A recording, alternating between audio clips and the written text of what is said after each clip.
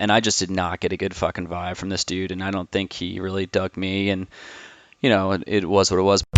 You're alone again. I shouldn't be thinking of you, thinking of me. I know. Hello, everybody. This is Mike, and this is the Daily Bread Weekly Bread podcast from the Daily Bread comic. If you aren't following that, you can go check that out at Instagram, Your Daily Bread, BRED. But I'm guessing if you're listening to this podcast, most likely you have been following the comic before you have listened to this. So if you found this podcast on your own and didn't know there was a comic, that's going to be news to me because I don't know how anyone would find this. But yeah. Today I'm going to chat about a time period of my life that I'm going to reflect on the way that I handled it. And I got the idea today when I was driving back from the beach, because this past weekend I went down to Sunset Beach with some friends. And I was going to stay in Wilmington for 2 days. And I ended up fucking buying book 2 days at an Airbnb down there, and it was a cool little spot, but I just I don't know, I wasn't really feeling it. So I stayed there. I did Sunset Beach for Saturday to Monday, which was yesterday, and then I went to Wilmington, which is like an hour away, and I pretty much just did it to break up the drive. It's only like 3 hours to get from Raleigh to Wilmington, or to Sunset Beach, but I was like, while I'm down here, it's the end of summer, it's Labor Day, let me just go to Wilmington. So I went there. And it was okay. I just wasn't, I don't know, when I got there, I just wasn't feeling it. And the spot was really cool. So I ended up getting this morning and I did some work and I was like, you know what? I just don't fucking feel like staying there. So I got up, I finished this one project. It's like 2 hour drive to Raleigh. So I just got in my fucking Jeep and I drove home. I just burned like $135 for one night because of all the fees and everything, but whatever. I just saw it as, instead of a negative way, I thought, wow, this couple that I rented this from, they possibly could have used that money. So this is me. The positive aspect is that some people got some money. I could have looked at it negatively, and said that I just wasted money, but it went to a good place. So that's the viewpoint that I'm going to have. And as I'm driving up, there was about the last hour, I kind of realized that I just needed to turn off the radio because I wasn't connecting with any of the podcasts and I didn't want to listen to any music.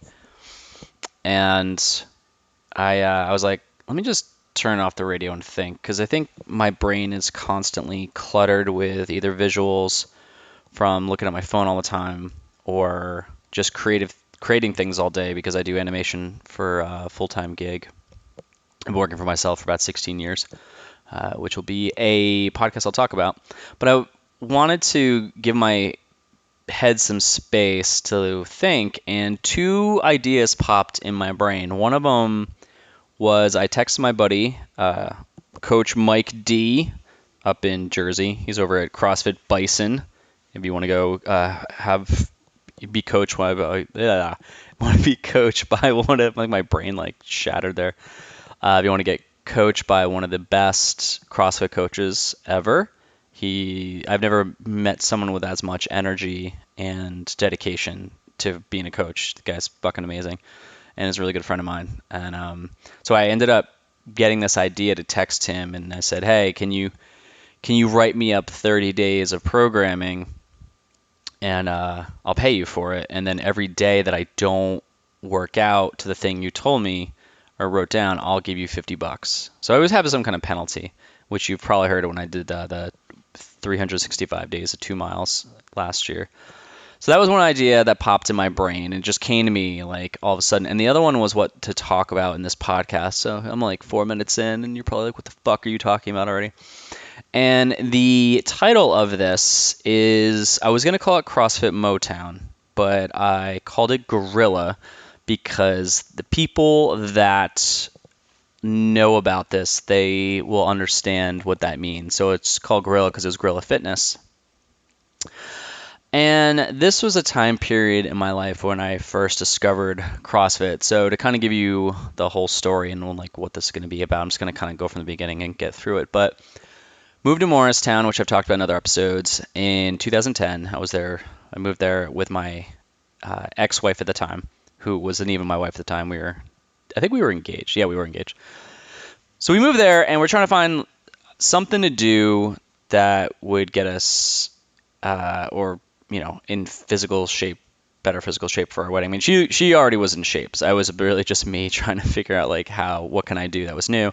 And I heard about this CrossFit thing, and it was right up the street from where we lived. So I went in and checked it out, and kind of ties back into Mike here.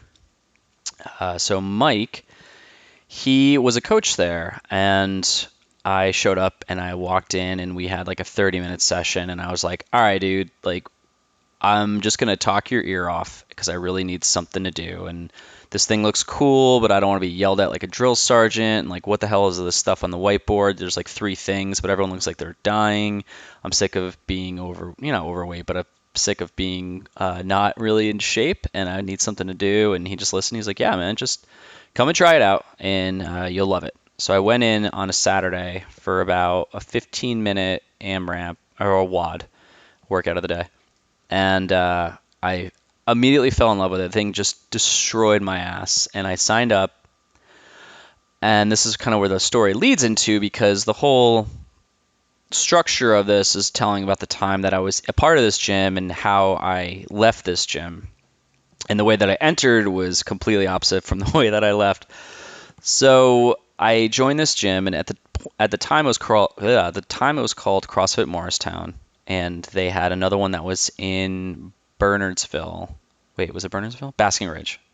Wait, one of the two. I think it was Basking Ridge. And they had closed that one down, and it was run by a woman, and I think I'll just leave the name out. And she was actually my age, so I was about 31 at this point, and she was 31. So she opened this gym, and all the people that went there just looked like fucking beasts in a positive way. They're just like really in killer shape. It was really fucking intimidating for like the first 3 months, and I just showed up, and I just did these exercises, and I was absolutely loving it. It was just the craziest shit in the world.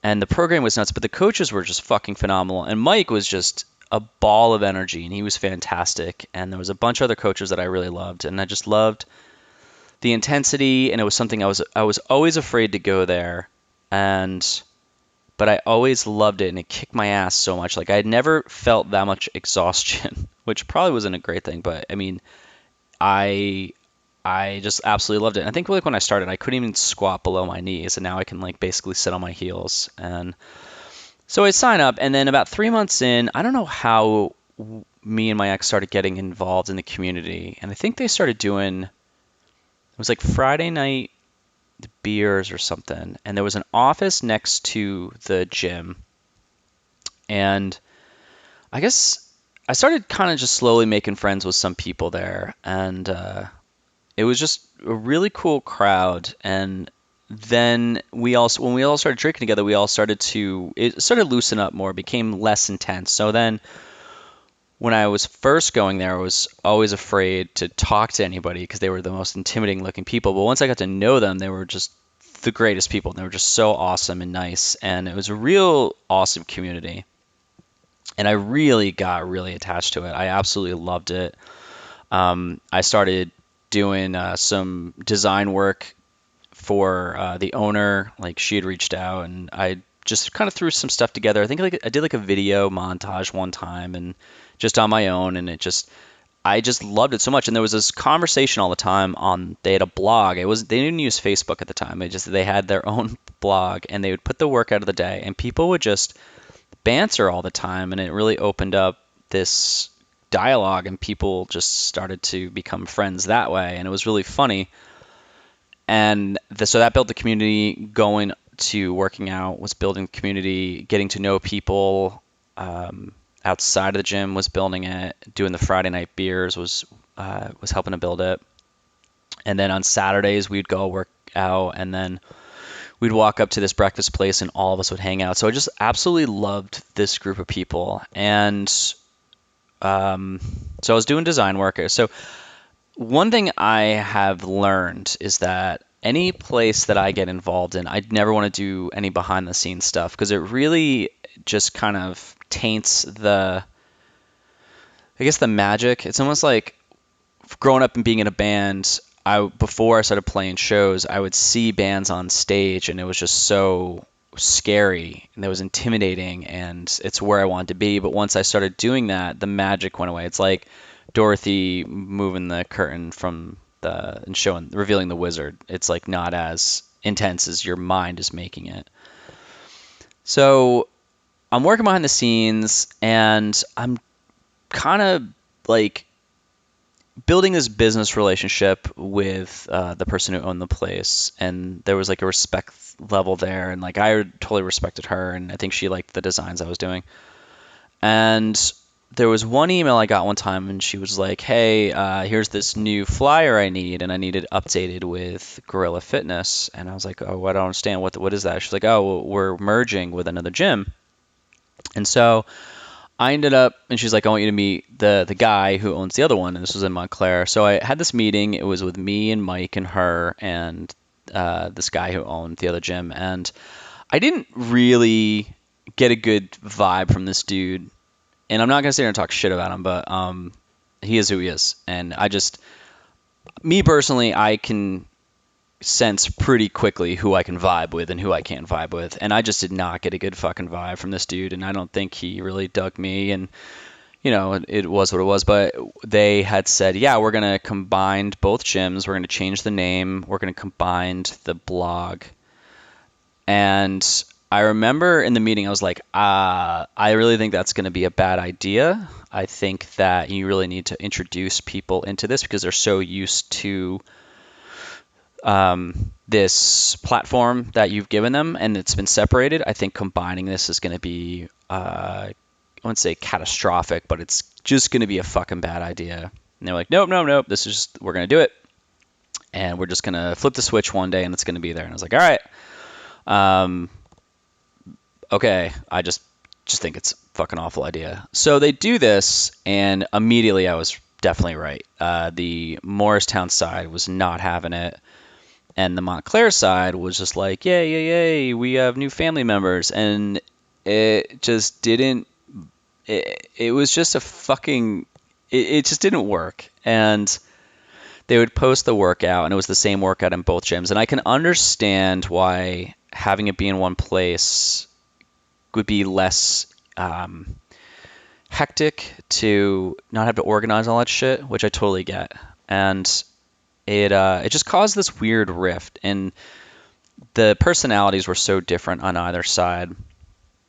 And then so then that happened, and then there was just kind of conversation on the Morristown side where we were like, we're not really feeling this. There's some people on there that are kind of fucking annoying, and this just really isn't. I don't know. It's not cool. It's not. It's kind of disrupting our like our community here. So like, and it's just it's a stupid thing to get uptight about, and I just kind of got really upset about it, and I just didn't like the guy. I didn't like their community. I didn't know them. I mean, I'm sure they're nice people. I just didn't vibe well with them. And it was like one day they were like, okay, we kind of get there's a little bit. There was like posts on the blog. It was like, okay, I forget how this went down, but I was just like, we want to hear some feedback. And I just like fucking went off. I don't know what triggered me. And I just like, I was just like, you guys want to build a community. Here's all the places where it's all just focused on Montclair. I mean, looking back, it's just super petty and it was really stupid. I don't know why I got so angry. It's kind of why I wanted to talk about this because it popped in my head and I was like, let me just maybe dissect this and see why I was so fucking mad about this and in the really shitty way that I approached it, which I completely see now, especially from working for myself for so long. I can understand a business owner's perspective on how this thing probably freaked them out. But so I just blast this giant list. I was like, all right, here's all the spots where I think that there is no community here. It's all focused on Montclair. It's not focused on us. And at the end of the day, it was a fucking gym. I mean, that was really it. But I don't know, I just got really passionate about it. And it just kind of started this like uproar. And I remember like going And I remember like I posted it and I get this text message and it was like from her and she's like, "Hey, can you stop by?" So I ended up like going there and crazy thing is that I was so sick that day, like physically. I had a crazy headache and I just felt like shit. And I think just the amount of anger that I had, which was just like, where the fuck did this come from? It just surfaced, and I'm sure it's tied back to some other crap that was just triggered by this thing. And I think there was like maybe a feeling of loss. And I thought about it later on in life. I was like, I think it might have been just because growing up, my dad kind of, he, like when I was younger, he kind of, I think unknowingly, and I talked this before, started just paying attention more to my stepmom and just kind of not really giving any attention to me. And it really bothered me. And I think there was a, um, what's the word? I can't, separation issue there. And I think that that kind of surfaced a bit. And so I go up and I talk to the owner of the Morristown gym, and we just fucking went off on each other. And like she was just like, "What the?" I don't think she swore, but I could just I'll do it this way because it's more dramatic. She was like, "What the fuck are you thinking? Like, why you need to relax?" And I was like, "Fuck this bullshit. Fuck that guy. Fuck that gym. This is bullshit. This is not community." And like I just like was yelling, and I don't know why. And Mike was there in the room, and he's just kind of there trying, I guess, to kind of ref this whole thing. And I almost basically got like kicked out of this gym, which I can understand because I was just being so disruptive. Now I can understand. But we kind of came to terms after like an hour conversation. And I was like, all right, I'll back off. I'll just chill the fuck out. And there was like a Christmas party a month later or something, and I remember talking to the guy from the other one, and he was just like, man, and I was invited to it because my ex at the time, she was an intern there, and I think I was doing design work. So I'm invited to this party, and it's like the other coaches from the other gym, coaches from our gym, and I definitely wasn't someone who's very welcome by the other gym. I think they weren't really down with me in general because I just basically just caused disruption. And I challenged the fucking guy who owned their gym. And so go to the party and I talked to the guy and he literally came up to me. He's like, you were right. It that whole like combining the blog was a bad idea and people really got pissed off about it. And I was like, and I didn't like sit there and gloat. I was like, yeah, I was like, I could have handled that well. And we like shook hands and it was like things are cool.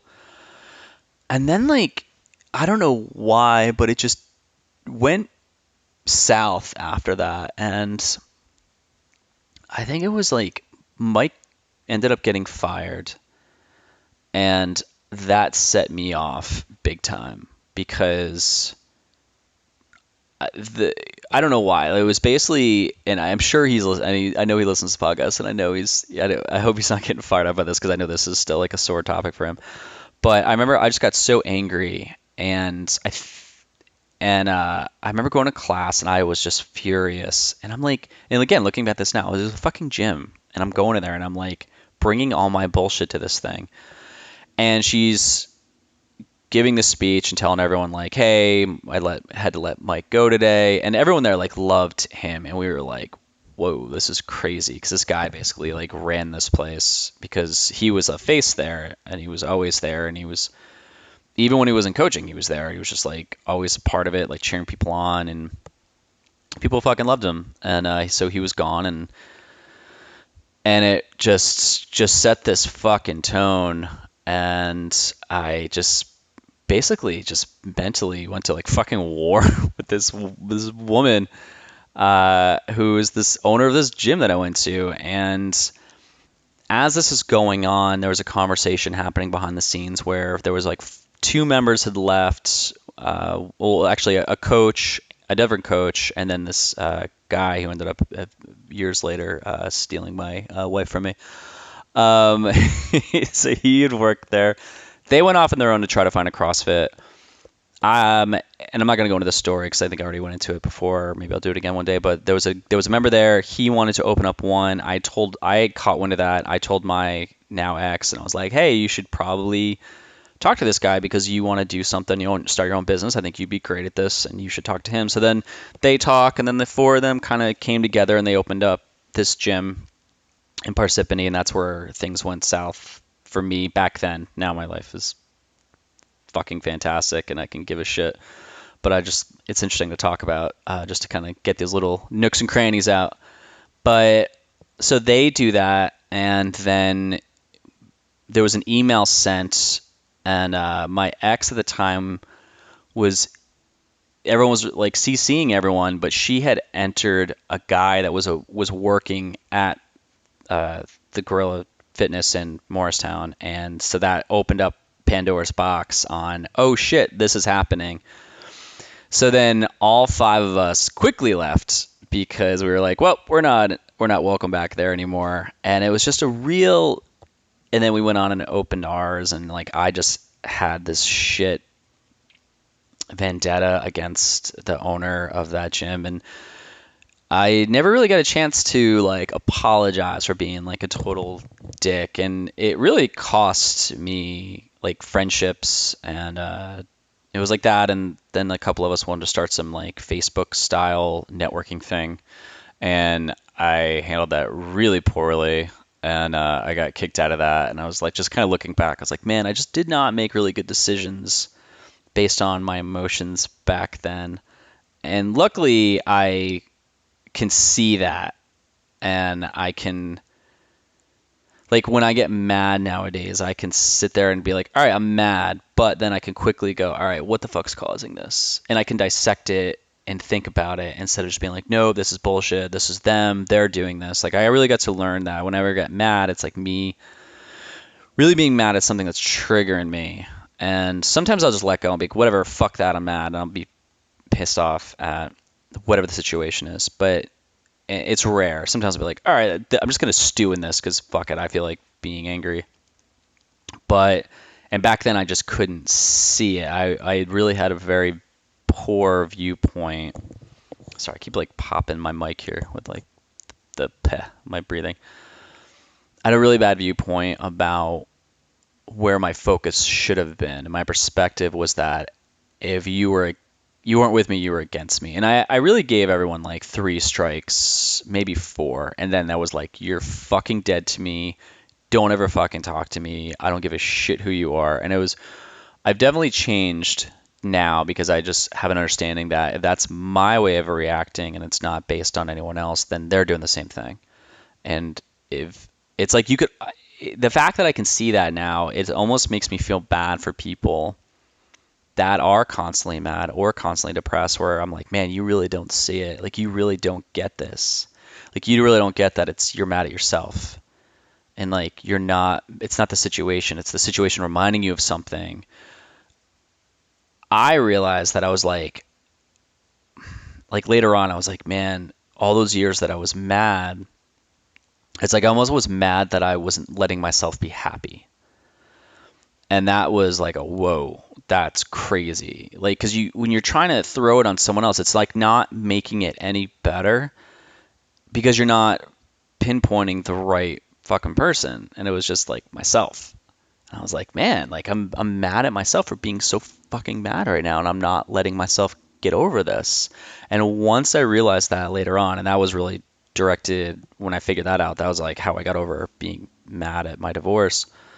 Even though I think she's a shit person, and just for financial reasons, I think she's a fucking asshole.